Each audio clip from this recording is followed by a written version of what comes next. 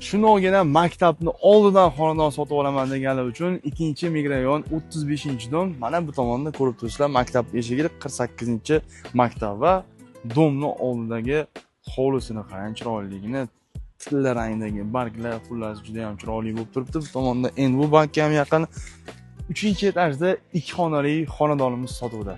Xonadonimizga kiraverishga temir eshiklarigacha o'rnatib qo'yilgan marhamat kirib keldik pripochka qismi. O'ng tomonda sanudur qismi joylashgan, aristonlari ham bor va to'g'rida esa oshxonamiz joylashtirilgan.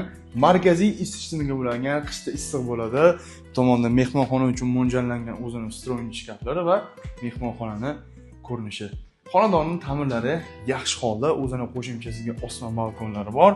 Xohishga ko'ra o'rab olib 2 xonani 3 xona qilsani ham bo'ladi. Bu tomonda Seoniy magazin, uning orqasida Savlatli magazini. Xullas, oziq-ovqatdan umuman muammosi yo'q. Xonadonimizning oxirgi xonasi yotoqxonamizni ham ko'rishingiz mumkin.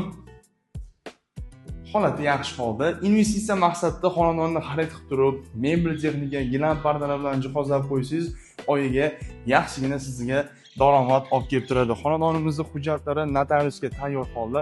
Narxi esa $24,800. Yana tepasida turib, ozmoz kelishda bo'ladigan joylari ham bo'ladi. Ma'lumot uchun nomer esa har doimdek videoning opishonasida yozib qoldiraman.